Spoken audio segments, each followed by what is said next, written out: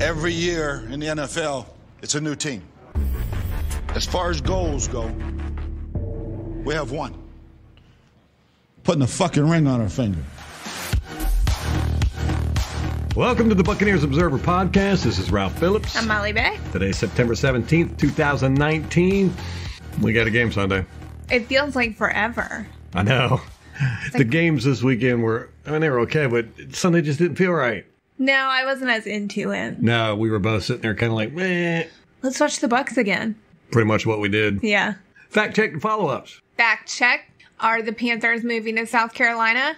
And what was that bill passed by the legislature? So I had said I thought the employees got tax breaks. Of course, that was too good to be true. The Panthers organization gets a break on their payroll taxes. That was the tax break. But it's contingent on them using the tax break on building their new facility. Another follow-up. The Tom Brady diet. It's called the TB12 method. TB12. That's what he called it. Now, critics point out that it's unnecessarily complex, unsustainable in the long term, and not really supported by science. Didn't that just describe every single diet out there? Yeah, I think so. It blends principles of the alkaline, Mediterranean, and anti-inflammatory diets and emphasizes organic, locally grown, minimally processed foods. So it's 80% organically grown fruits, vegetables, whole grains, nuts, seeds, and legumes. The remaining 20% comes from grass-fed, organic, antibiotic, and hormone-free lean meats and wild-caught fish or seafood. So a yuppie diet, like I said. It has an extensive list of foods to avoid due to being acidifying or pro-inflammatory, which includes dairy, nightshade vegetables. Do you know what the hell that is? Vegetables that grow at night in the shade? Most oils, as well as soy, GMO, or gluten-containing foods. So it's gluten-free as well. Well, I could understand avoiding the soy. They also, you avoid sugars, artificial sweeteners, trans fats, caffeine. Ugh, could never do it. MSG, alcohol, iodized salts, and they say fruits should not be combined with other foods. Why? I don't know. It just seems a little arbitrary, but. And then you avoid eating high-protein foods like meat or fish together with carb-rich foods like brown rice or sweet potatoes. What difference that? I don't know. I can't not eat meat and carbs together.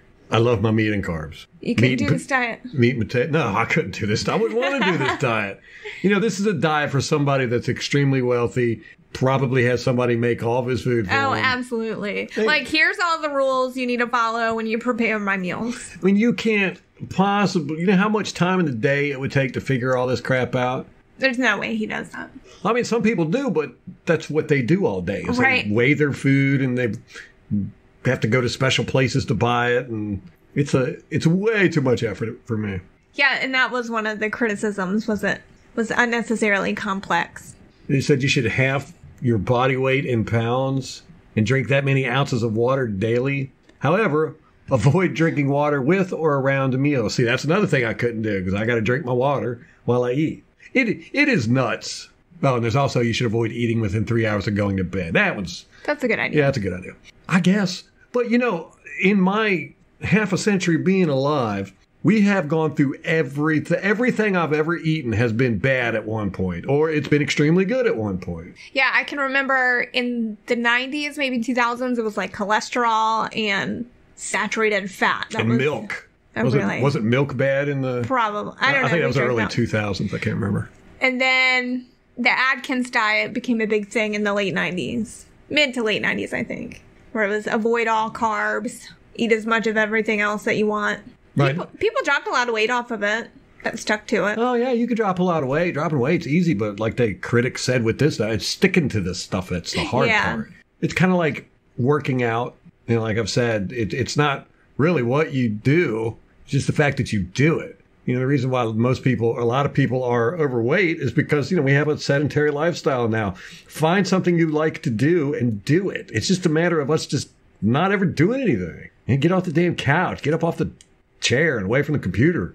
Go do something. Go throw some football or frisbee. When was the last time you've gone out with a group of friends and actually did a physical activity? Never, because women don't do that. That's true. That's true. So that's it for the fact check and follow-ups. Let's move on to some news. This week, the games weren't that good, but they were good for some injuries. If you like injuries, this was a great week. This was your week. Drew Brees has a thumb injury. It's going to require surgery. He'll probably be out 6 weeks. You know, I had talked about at the beginning of the season, you know, watching all the Saints preseason games. I said, look, it ain't going to be that much of a drop off if Drew Brees gets hurt or can't play for some reason, because Teddy Bridgewater's right behind him, and he looked really sharp in the preseason. But then, right behind Teddy Bridgewater is that Taysom Hill. That guy's phenomenal. He looks just like Drew Brees. He plays like Drew Brees, except he's bigger, stronger, and faster. Then watching the game after Drew Brees got hurt and Teddy Bridgewater come in, he didn't look all that great. I mean, it wasn't horrible, but he didn't look all that great. And also Bridgewater's got a history of injury. So I'm wondering how long it's going to be before they've got Hill in there as a starting quarterback. Hopefully not week 5. I know, right? Good Lord, I don't want to play against that guy. Right, Teddy Bridgewater. I can deal with Teddy Bridgewater. We can deal with him. I mean, even Taysom Hill, we don't know how he's going to handle a full game. That guy plays like every position. He plays on special teams. He's a receiver. He's a running back. He blocks. I don't know if I've ever heard of a third-string quarterback playing special teams. He's on the punt team. He's on the kick team. And, you know, the guy he's just a phenomenal athlete.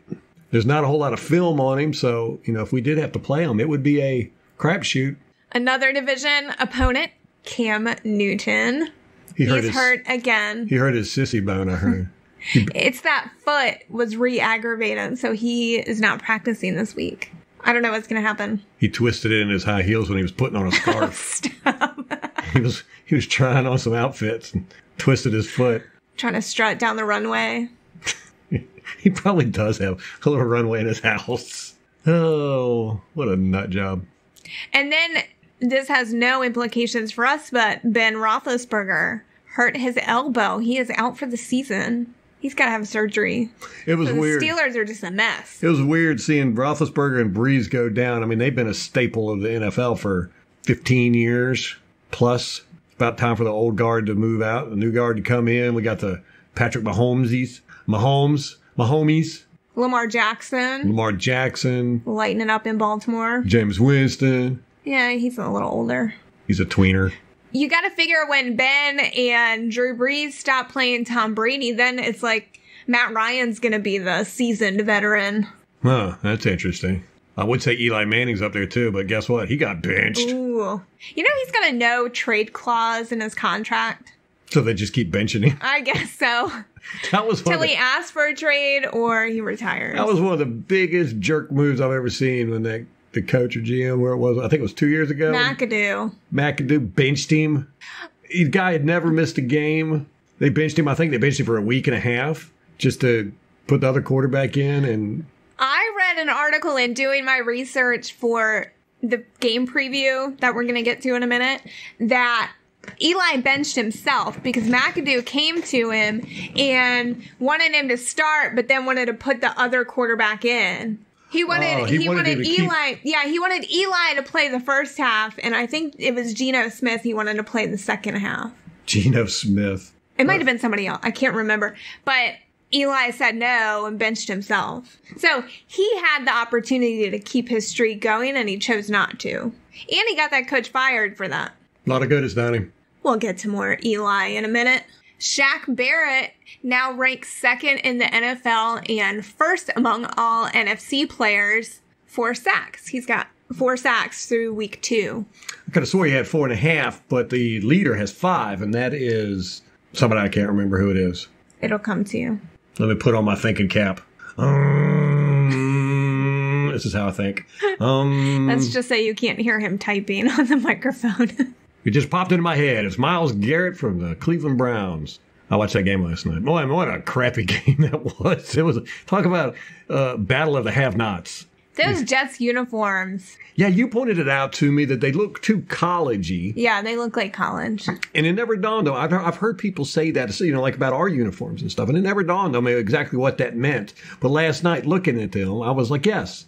Against Cleveland Browns, because Cleveland Browns, got that old school look to them. I was like, I see it now. I see what people talk about. And I even was, that day, there was an article about the refs blowing a call. And the article had a picture and a thumbnail, and I thought it was the NFL. So I clicked on it to read it, and it was college. Because on the thumbnail picture, it looked like 2 NFL teams. But when I clicked on it and it blew up, it was 2 college teams.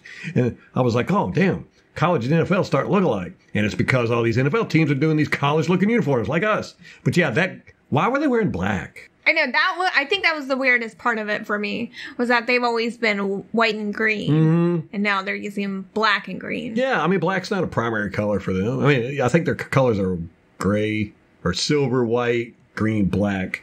But I mean, black's not anything they've ever worn before. Right. So it was very strange. It just looked weird. I did like the color of their helmets. Yeah, they look like, what did you say? You said the Jaguars. Was it the Jaguars you said they look like? No, the Panthers look like the Jaguars. That's right. That color was off. Mm-hmm. It looked weird. Yeah, it wasn't baby blue anymore. It's Yeah, it had a more teal look to it. Mm-hmm. Still ugly. The only thing they could do to make their team any better is just become Buccaneers. Did you hear Caleb Benenoch got a job? With the Patriots. Super Bowl ring incoming for Caleb Benenoch. He's going to rub it in all of our faces. If that doesn't infuriate Bucs fans, I don't know what will. He'll be riding the bench, winning a Super Bowl. I think it would piss fans off more if he started and then won a Super Bowl. Belichick puts him in next week. He plays the rest of the year. He plays outstanding.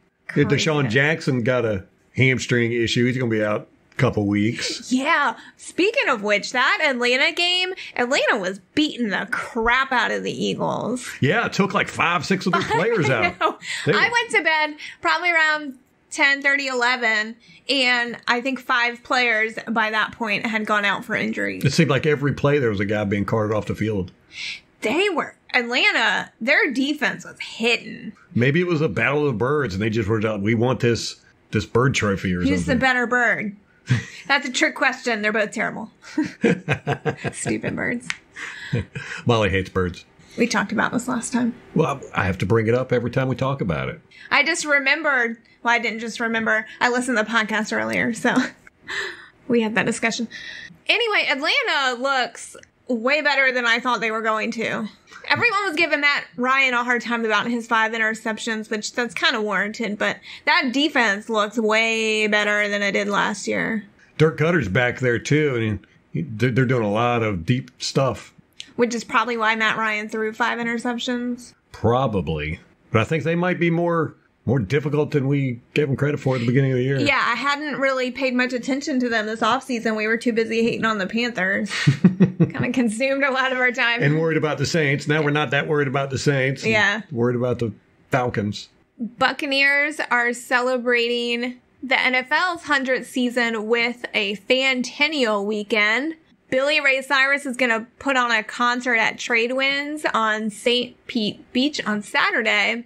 And then Friday night, there's going to be a Bucs Beach Bash at the same place featuring Pirate Flag, who's the premier Kenny Chesney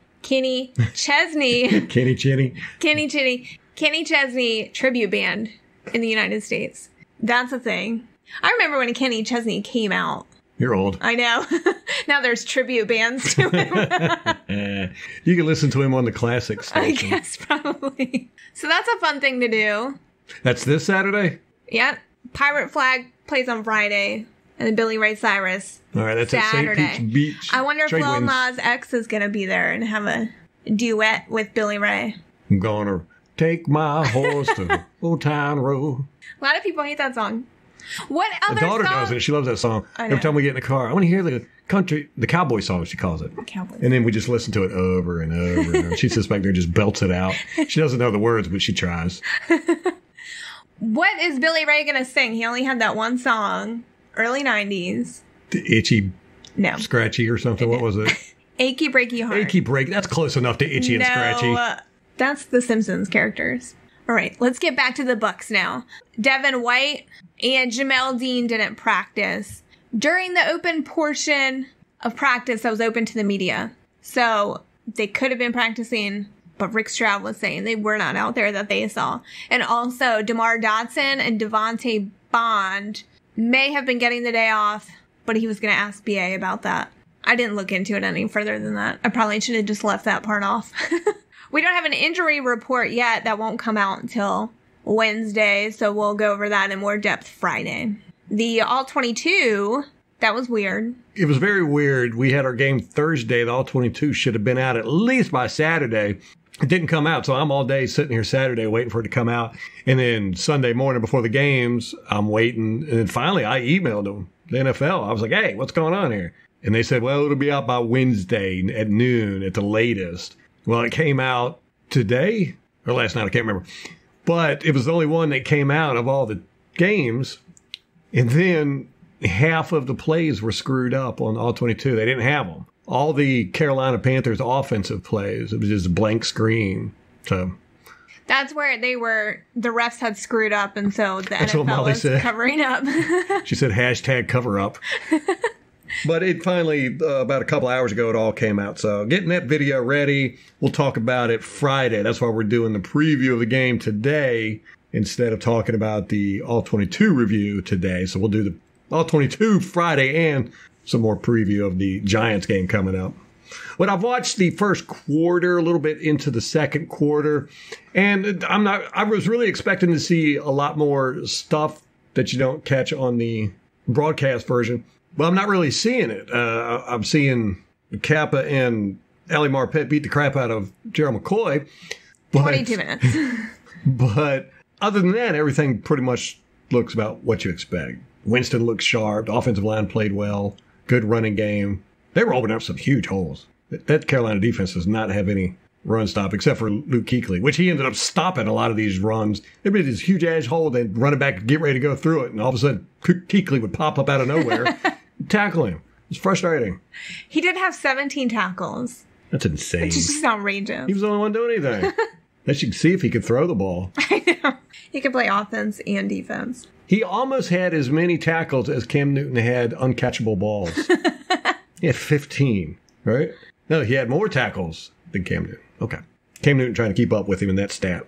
Oh, you think you could tackle? Well, I could throw this ball out of bounds.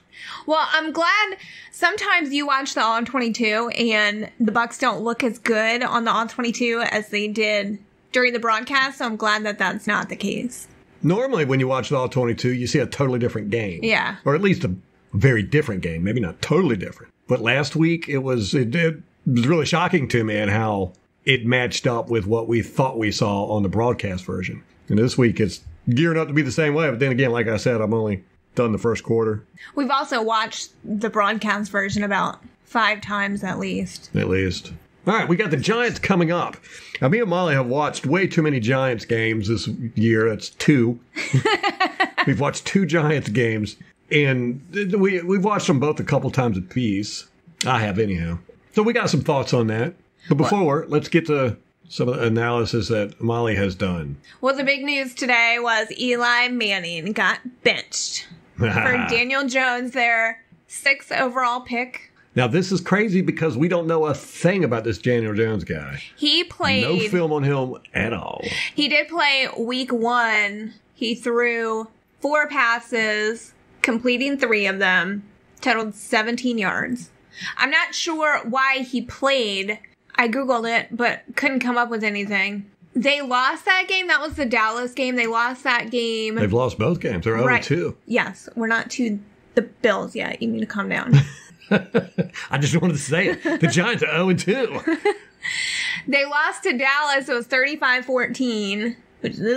So I don't know if they put Daniel Jones in late. They just kind of benched Eli, gave Daniel Jones some reps. That's what I would suspect happened, but I don't know because no one's talking about it. I want to touch on the Dallas game real quick. Now, it looked like Dallas really put a whooping on the Giants, but the Giants played fairly well in that game, but Dallas is playing out of their mind. Dak Prescott, me and you have talked about this on the podcast here. We said behind that offensive line, you could put a monkey and a poodle, and they're going to get 150 yards rushing and 300 yards passing. We gave no credit to Dak Prescott or Ezekiel Elliott. We're basically like, they're just guys. Put anybody back there, they're gonna do just as well. But that Dak Prescott this year has been playing phenomenal. His accuracy, especially on the long balls, it's scary. These guys, he'll have guys running. They don't break stride or nothing. 50 yards down the field, they don't even have to adjust their route, and the ball just drops right in their hand. I've seen that happen 5 or 6 times in the past 2 weeks, and I'm just like, Jesus. Well, having Amari Cooper helps. This is true, but it's not like, Amari Cooper's making spectacular catches or any of the wide receivers. I mean, it is literally falling right in their hands. They can't help but to catch it. Deshaun Jackson would fit in well there. He would miss it. It's been very impressive, though, that Dak Prescott has been playing so well. He's making good decisions, and his accuracy is scary good, especially on the long ball. But like I was saying, the Giants played well in that game. Yeah, they were statistically pretty evenly matched. The Giants had, this is outrageous, 470 yards total. The Cowboys had 494. So it was 1,000 yards. In a game. It was crazy. The Giants defense allowed 405 yards passing, 89 yards rushing. Dak Prescott had a 158.3 rating. Good grief. For the game. Eli didn't do that bad either. He went 30 for 44 for 306 yards and a touchdown. He had a 95.5 rating. So the Giants had 3 fumbles. They lost 2 of them. We know turnovers can really impact a game. So I suspect maybe that was part of the problem. Saquon Barkley averaged 10.9 yards a carry. That's insane. He's going to be a tough one, man. He's a big guy. He runs with power. They asked about Saquon Barkley today based on us beating Christian McCaffrey. 2 different beasts. 2 different beasts, and that's what BA said. He said the 2 backs are on completely different planets, and that Barkley's bigger, stronger, and faster. Truth. Week 2 against the Buffalo Bills, Eli didn't do as well. He went 26 of 45 for 250 yards, a touchdown, and 2 interceptions. He had a 62.3 rating for that game. And in this game, their defense gave up 388 yards, 237 yards passing, 151 rushing. And they lost 28-14. Saquon Barkley only averaged 5.9 yards a carry. Only. Well, compared to a 10.9. Yeah. That's ridiculous. Yeah, in that Buffalo game, Eli just looked like crap. He was all over the place. I can understand why they benched him, because he just looked like crap. Well, this is their 6th time in 7 seasons starting the season 0-2. So the last 7 years, they've started 0-2 6 times. Wow. I'd say 7 years is a pretty long time to give him a second chance. It's a lot of second chances in there. Their defense is a weak point, obviously. Yeah, their secondary seems to be really weak. Their front 7, not so much. Their biggest strength, though, I would say, is their offensive line. It looks really solid. Our guys on the front, our defensive front is really going to have to be up for this game. Yeah, we watched the Dallas game together, and I was a little worried after watching that because they looked better than I thought they were. Looking at the score, you can't really tell that, but they played pretty well. The Buffalo game, on the other hand, was not great. They've had receiver issues. So Sterling Shepard had a broken thumb over the summer. He was recovered, but he missed the entire preseason. Then in week 1, he suffered a concussion, but then they sent him back in anyway.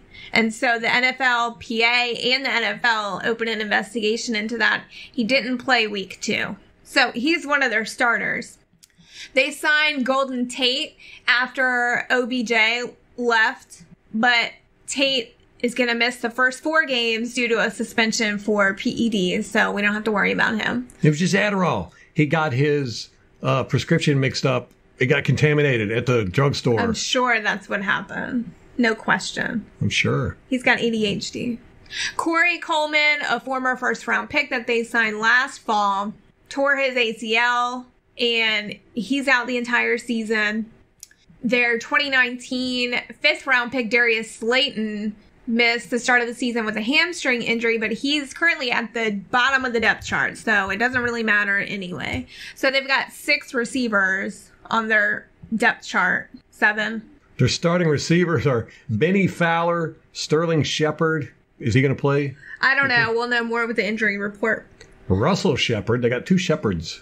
That's not confusing. Especially for all the sheep. Cody Latimer, Cody Core. They got 2 Codys, 2 Shepards. Darius Slayton and T.J. Jones. Have you heard of any of those people? Russell Shepard, Sterling Shepard. Didn't we have one of these Shepards? Yeah. I think Russell. Yeah, he played with us in 2013 and so forth and so on. I'm bummed that JPP isn't playing this game. I know. Get a little bit of revenge. Yes, when we watched that Dallas game, I was going to revise my prediction with the Bucs-Giants game. But then after watching the Buffalo game, I was like, no, we're going to beat these guys. And now that they're taking Eli out and putting... Yeah, they beat the Giants with Josh Allen. I mean, it wasn't even close either. 28 to 14. Oof. No, Eli looked like crap in that game. But like I said, their offensive line is really good. And Saquon Barkley. Yeah, he's going to be a handful. You hold him to 80 yards and a touchdown. Hey, maybe we could do the same to him that we did to McCaffrey. I think we could. It'd be awesome if we did, everybody. I mean, we've risen up in these power rankings, these stupid things where all the talking heads get around and give their opinions on crap. We've shot up. I mean, we're way up top now compared to where we were when we started off at like 30th. But after these past 2 games and not giving up too many points, only 1 touchdown in 2 games, if we go into the Giants, put a squash on Saquon Barkley and win this game, everybody's going to be talking about the Bucs. I've heard comments on Twitter from the national commentators where they're saying this is a perfect game for Daniel Jones to get his NFL debut. I'm like, you people don't watch us. They don't watch football. I'm telling you. There's no way these people watch football. They don't know. Everybody's still thinking we're the Bucs from last year, the Bucs defense from last year. They do. I've heard them say things like, Quan Alexander's going to have a good game for the Bucs. Oh, no. Or no, seriously, or JPP is going, and you're like, you idiots are not even with the team. It's weird. I mean, I understand. It's a lot. It's a lot for these guys to keep track of and everything. And in order to watch these games, I mean, even if you just watch the broadcast version, the condensed version, that's a half hour. You got 16 games a week. That's 8 hours. Just sitting there watching football. And if you take notes and you rewind and all that good stuff, you're talking, it's a good 2 days of just solid watching football. And that's not game film. I mean, if you watch coaches' film, there's no way these guys can watch coaches' film in a week of more than 3 teams, 4 teams maybe, and do notes. It just can't be done. So I think most of them are just like, screw it. I'm making a crap ton of money just for people to hear me talk. I've been wrong ever since I've joined this crew. I ain't gonna work hard at this. They just get on there and they just run their damn mouths. Drives me crazy. I stopped watching them years ago. When the NFL Network came out, I was so excited. I'm thinking, oh my gosh, it's going to be football analysis. They're going to show old games. And they've got this back catalog. They could show football 24 hours a day, 7 days a week for a complete year, and you'd never see the same game twice. But what they chose to do is hire a bunch of ex-football players to sit around and just opine about their glory days and give their opinion on football. That's all it is. That's all it is. I stopped watching this stuff years ago. ESPN stopped watching it a long time ago. My God. About the time NFL Network came out. Because I don't care about any other sports. But it's just, it's ridiculous. I used to like Merrill Hodge. Merrill Hodge and Jaworski, they had I can't remember the name of the show. I think it was on ESPN, where they would do film breakdown. That was great. You just don't get that anymore. It's like nobody wants to learn anything. Everybody just wants to have opinions and then get mad about stuff. I used to watch HBO's Inside the NFL like clockwork. It was a religion to me. This was back before you had access to so much football. I mean, HBO's Inside the NFL was about the only show you could get where they talk football. They show highlights of the game, and they'd sit around and talk about what just happened or whatever. That was good, but then they got like crap. I don't even know if they're around anymore. I know they switched to like Showtime. They went from HBO to Showtime. Now, last I looked, I think they were on like some podunk channel at 3 o'clock in the morning. I don't know. So yeah, I don't listen to these guys. Never do. I couldn't even tell you who the talking heads are anymore. I hate even watching the national broadcast. A lot of times I prefer to turn the sound off and just listen to music or something. I listen to him, so I have something to complain about. You do. You can sit there and complain. So I do too. Or we make fun of him. Chris Collinsworth especially. Especially Chris Collinsworth. We're always telling the TV to shut up. Ah, shut up. You don't know what you're talking about. You're dumb, Chris. Well, it was like with the Buccaneers game with Carolina. All they did was blow smoke up Carolina's butt the whole game until like the fourth quarter when we were just beating the mess out of them. They hadn't had the lead yet. We had shut McCaffrey down. Cam Newton looked like a handicapped octopus out there throwing balls all over the damn place. And they were still just talking them up, talking about how great they were. Cam is just not himself tonight. Yeah, and I'm like, no, Cam is no different than he's been since he's been in the NFL. Y'all are just now noticing it. But yeah, then they started talking decent about us, like in the middle of the fourth quarter. But then the after show, and we talked about this in the podcast, all they did was they talked about the Panthers the whole time. What's wrong with Cam Newton? Didn't give us no credit. And then I think you pointed that out to me on NFL.com. They had a highlight of Gerald McCoy getting a tackle or something. Against Rojo. No, it was in my fantasy football app. I guess because I had Rojo on my bench. So it had a highlight of Gerald McCoy tackling Rojo. Like one of his 4 tackles. That might have been his 1 solo tackle. I was like, really? So what's your prediction for the game? You've been wrong twice now. What? Yep. I'm going to go with, maybe, should I pick against the Bucs so I'll be wrong again? Do what you want. Do whatever you want to do. Just kidding. 28-9. 28-9. Buccaneers. Bucs. Yeah. I'm going to go with 32-14. You think they're going to score 2 touchdowns? Yeah. Or is that 4 field goals and a safety? Something like that. I'm going with 3 field goals. Bold move, Cotton. So this is the last home game we have until like November? Yeah. Is that right? And this is the Ring of Honor game where Ronde's getting inducted. Oh, man. I know. Wish we could go. All right. So all you fans out there, go fill that stadium up. Do it for Ronde. Do it for Ronde. This is his brother's team. That's right. I wonder if they'll be announcing together. And I think Ronde might be the last of the crew from the Super Bowl thing to be honored. This is it. Ain't no more Ring of Honor stuff coming up for a long time unless... Till Gerald McCoy retires. if he gets in that Ring of Honor, I'm going to write a strongly worded letter. You got to at least have 1 playoff game. Everybody... But he's got 6 Pro Bowls. I don't think you understand. All pro. He's got... 54.5 sacks. He's got some good individual accolades, I guess, but... I mean... If he were to climb Mount Everest, I don't think he should be in the Ring of Honor for that either. It's a team sport. There's no I in team. I don't think you heard me. He had 6 Pro Bowls. Well, everybody in the Ring of Honor at Raymond James Stadium went to the playoffs with the Bucs. So to me, that's like the low bar. You got to do that at least. Are you sure that's true? I'm positive it's true. Did you hear Jameis raised a couple $100,000 at his A Night to Achieve Dreams event? It's a charity event. Mike Evans, Donovan Smith, Bruce Arians, a bunch of guys showed up, donated some money. Something for impoverished youth or something. I don't know. Yeah, it's his foundation. There was a picture of all the players with their wives all dressed up and everything. It was a pretty neat picture. Oh. Yeah. Mark Cook from Pewter Report went. Him and his girl. They posted a picture on Twitter with Jameis. And then did you see Thomas Bassinger, one of the analytics guys, sports guys? He supposedly writes about the Buccaneers, but he hates the team. He's a, Eagles fan? I don't remember. But I mean, he hates the Buccaneers. I don't know. I guess the Tampa Bay Times want to give an appearance of unbiasedness so they don't hire homers, I guess, is their philosophy behind that. I don't know. But the guy hates the Buccaneers. But he did a tweet. He said, in all caps, he said, "You guys, the Tampa Bay Buccaneers are in first place in the division. Parade Tuesday at 11 a.m. This is all in caps. It's like, dude. Definitely tongue-in-cheek, making fun of everyone who's excited about the Bucs being in top place.